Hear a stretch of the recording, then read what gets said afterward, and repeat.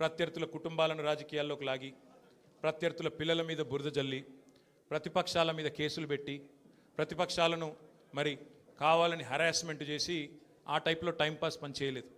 మా నాయకుడు గొప్పతనం ఏంటంటే ఇవ్వని వాగ్దానాలను కూడా నెరవేర్చిన నాయకుడు కేసీఆర్ గారు. మేనిఫెస్టోలో చెప్పని హామీలను, మేనిఫెస్టోలో ఇవ్వని వాగ్దానాలను కూడా నెరవేర్చిన నాయకుడు కేసీఆర్ గారు. ఒక రైతు బంధు అయితేనేమి, ఒక కళ్యాణ లక్ష్మి అయితేనేమి, ఒక కేసీఆర్ కిట్ అయితేనేమి, ఇట్లా చెప్పుకుంటూ పోతే ఒకటి రెండు కాదు, ఎన్నో కార్యక్రమాలు మేము మేనిఫెస్టోలో చెప్పలేదు.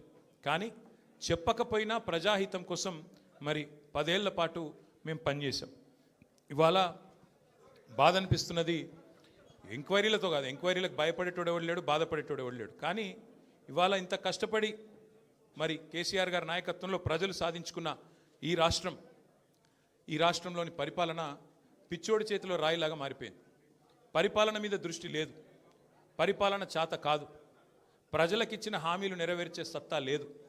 అసమర్థుడి జీవనయాత్రలాగా ఈ 2 ఏళ్ళు ఏదో నెట్టుకుంటూ టైంపాస్ చేసుకుంటూ వచ్చినారు. ఒక్కొక్క రోజు ఒక్కొక్క డ్రామా. కొన్ని రోజులు కాళేశ్వరం పేరిట డ్రామా, కొన్ని రోజులు గొర్రెల స్కామ్ అని డ్రామా, కొన్ని రోజులు ఫార్ములా ఈ పేరిట డ్రామా, మరికొన్ని రోజులు ఫోన్ ట్యాపింగ్ అని చెప్పి డ్రామా. ఇవాళ ఒక బాధ ఎక్కడ అనిపిస్తుంది అంటే, చదువు, సంస్కారము, మర్యాద, హుందాతనం ఉన్న ఒక పార్టీ నాయకుడిగా నేను చేసే విజ్ఞప్తి, నేను చేసే ప్రార్థన ఏంటంటే, ఈ పుట్టిన మట్టి సాక్షిగా, అంతరాత్మ సాక్షిగా అక్రమ అనైతిక పనులు నేనెన్నడూ కూడా చేయలేదు అనే మాట స్పష్టంగా చెప్తా ఉన్నాను. ఈ రెండేళ్లలో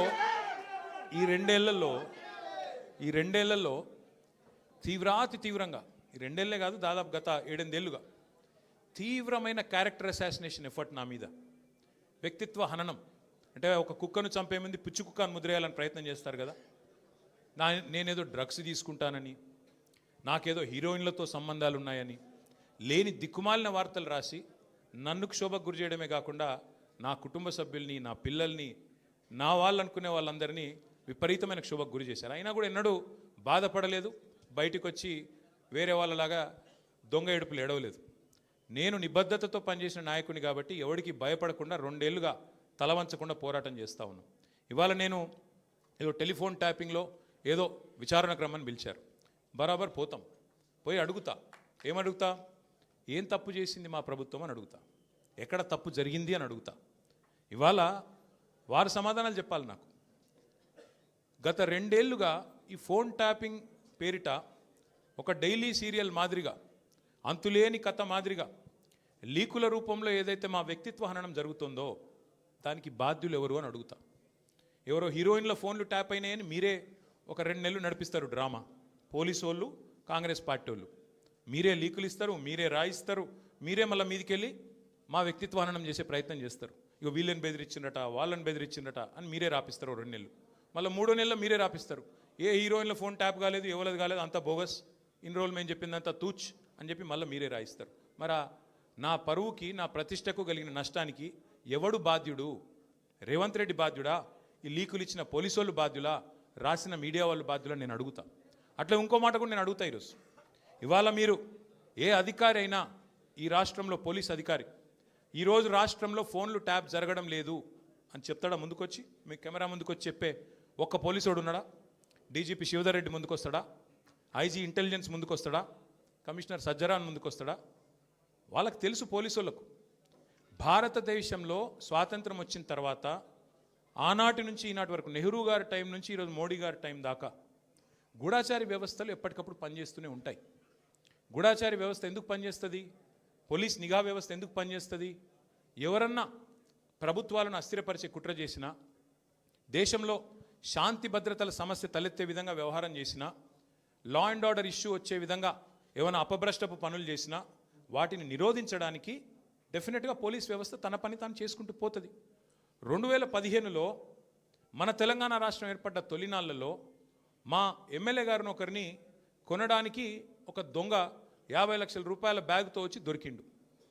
దొరికిన తర్వాత ఆ దొంగ మీద ఏమైనా నిఘా పెట్టిండ్రేమో పోలీసులు, మాకేం తెలుసు, మాకేం సంబంధం? పోలీసులు దొంగలు, వాళ్ళకు సంబంధం ఉంటుంది, మాకేం సంబంధం? మధ్యలో రాజకీయ నాయకత్వానికి. ఇవాళ వాస్తవం ఏంది? 2015లో ఏ దొంగనైతే దొరికిండో 50 లక్షల రూపాయలతో అడ్డంగా రాష్ట్రం మొత్తం చూస్తుండగా ఆ దొంగ ముఖ్యమంత్రి అయి కూర్చున్నాడు. ఆ దొంగకి ఏమనిపిస్తున్నది, మిగతా వాళ్ళు కూడా నా లెక్కనే రాజకీయ నాయకులందరూ దొంగ పనులు చేస్తారు, మిగతా వాళ్ళు కూడా నాలాగానే బురద అంటియాలి, వాళ్ళను బదనాం చేయాలి, అందుకే ఏం చేస్తున్నాడు, విచారణ పేరిట ఆదేశాలు జారీ చేస్తూ ఉన్నాడు. ఒక 3 రోజుల కిందట హరీష్ రావు గారు ఒక ప్రెస్ మీట్ పెట్టినారు తెలంగాణ భవన్లో. ఏమని మాట్లాడినారు, సింగరేణి కాలరీస్ ఏదైతే ఉన్నదో అక్కడ 1000 కోట్ల బొగ్గు కుంభకోణం జరిగింది. దానిలో ప్రధాన ముద్దాయి రేవంత్ రెడ్డి గారి బావమరిది సృజన్ రెడ్డి. ఆయన కింగ్ పిన్గా ఉంటూ ఈ అక్కరలేని సైట్ విజిట్ సర్టిఫికేషన్ భారతదేశంలో ఎక్కడ ఏ కోల్డ్ ఫీల్డ్లో లేదు, అదొక కండిషన్ పెట్టి ఒక నిబంధన పెట్టి కాంట్రాక్టర్లను రింగు చేసి బెదిరించి ఫోన్ ద్వారా నేరుగా మాట్లాడి, నేను ముఖ్యమంత్రి బావమరిదిని మాట్లాడుతున్నా, మీరు టెండర్ వేయొద్దు, మీరు వేస్తా అని చెప్తే నేను సర్టిఫికెట్ ఇయనియా సింగరేణి నుంచి అని బెదిరిస్తున్నాడు. బెదిరించి ఈ మొత్తం స్కామ్ చేసింది రేవంత్ రెడ్డి గారి బావమరిది అని హరీష్ రావు గారు ఆధారాలతో సహా, ఎట్లా మా గవర్నమెంట్లో మైనస్ టెండర్లు పోతుండే, ఎట్లా కాంగ్రెస్ రాగానే ఈ నిబంధన పెట్టడం వల్ల +22% +14% టెండర్లు ఎట్లా పోతున్నాయి, ప్రజాధనం ఎట్లా కొల్లగొడుతున్నారు, సింగరేణితో ముఖ్యమంత్రి గారు ఎట్లా ఫుట్బాల్ ఆడుతున్నారు, సింగరేణి సంస్థని తన కామధేనువుగా ఎట్లా మార్చుకున్నారు, ఇవన్నీ వివరంగా చెప్పినారు. ఉదయం చెప్పంగానే సాయంత్రం వరకు మేము ఎదురు చూస్తూ ఉన్నాం, ఎవరన్నా ఒక మంత్రి, ఎవరన్నా ఒక బాధ్యుడు స్పందిస్తాడేమో. పోనీ కేంద్ర బొగ్గు శాఖ మంత్రి మన రాష్ట్రం నుంచే ఉన్నాడు కిషన్ రెడ్డి గారు, వారి ప్రభుత్వానికి కూడా సింగరేణిలో 49% వాటా ఉంది, కనీసం ఆయనన్నా మరి కేంద్ర బొగ్గు మంత్రి కాబట్టి ఆయనన్నా స్పందిస్తాడేమో, ఈ దొంగలను పట్టుకుంటాడేమో. మోడీ గారు ఊకుకంటుంటారు కాంగ్రెస్ అంటేనే స్కామ్ గ్రేస్ అని, మరి మోడీ గారి ప్రభుత్వం ఏమైనా స్పందిస్తుందేమో అని చూసినాం. కానీ సాయంత్రం వరకు ఏం చేస్తారు, హరీష్ రావు గారికి సిట్ నోటీస్, అది అయిపోయింది. అదో డ్రామా ఒక రోజంతా నడిపినరు. హరీష్ రావు గారు లోపల పోయినరు, ఉల్టా క్వశ్చన్లు వాళ్ళనే అడిగిండు, వాళ్ళకి ఏం చెప్పాలన్నా తెలియలేదు, నీళ్ళు నమ్మలేరు, అయిపోయింది. ఇప్పుడు మళ్ళా ఇక డైలీ సీరియల్, అదే సీరియల్ ఉంటుంది కార్తీక దీపం అని, అది మనసు మమత, ఆ టైప్లో మళ్ళీ ఈరోజు నాకు, రేపు ఎల్లుండి ఇంకొకరికి. ఇది ఒక టైంపాస్ ప్రోగ్రామ్ తప్ప ఇలా అయ్యేది ఏమీ లేదు, వచ్చేది ఏమీ లేదు. మా సోదరులు వాలంటరీ రిటైర్మెంట్ తీసుకున్న additional director general of police RS Praveen గారు మిగతా విషయాలు మీకు అన్నీ చెప్తారు, నేను ఎక్కువ చెప్పా, ఎందుకంటే వారు ఇటున్నారు, వారు అన్ని విషయాలు వారు వివరంగా చెప్తారు, ఎందుకంటే వారు గతంలో ఐపీఎస్ ఆఫీసర్గా పనిచేసినారు, వారి తర్వాత ప్రెస్ మీట్ పెట్టి అన్నీ చెప్తారు. కానీ ఒకటి మాత్రం వాస్తవం, ఇవాళ రేవంత్ రెడ్డి గారు ఆయన దొంగ కాబట్టి, అడ్డంగా దొరికిన దొంగ కాబట్టి, ఇంకా దొంగ పనులు చేస్తూనే ఉన్నాడు కాబట్టి, అదేదో సినిమాలో బ్రహ్మానందం గారు దొంగ ఉంటాడు, ఉరుకురికి దొరికిపోతుంటాడు, అట్లాగే ఈయన కూడా ఈయన స్పెషాలిటీ ఏంటంటే ఉరికి దొరికిపోతాడు. ఆయన సింగరేణిలో దొరుకుతాడు, మూసీలో దొరుకుతాడు, హైడ్రాలో దొరుకుతాడు, ఎక్కడ పడితే అక్కడ దొరికిపోతాడు, హిల్ట్ కుంభకోణంలో దొరుకుతాడు, లగచర్లలో దొరికిపోతాడు. దొంగ ఫాస్ట్గా దొరికిపోవడం రేవంత్ రెడ్డి గారి స్పెషాలిటీ. ఇంకా విచిత్రం ఏంటంటే ఇవాళ ఒక దొంగ లేడు ఈ రాష్ట్రంలో, దండుపాలెం ముఠా ఉంది ఈరోజు. క్యాబినెట్ ఎవరిది వాళ్ళు అందిన కాడికి దోచుకోనే స్కీమ్లో భాగంగా ఈరోజు వాళ్ళు దోచుకుంటా ఉన్నారు. ఆ దోపిడీని మేము బయట పెడుతుంటే వాళ్ళకి ఎక్కడ లేని మంట వస్తున్నది మా మీద.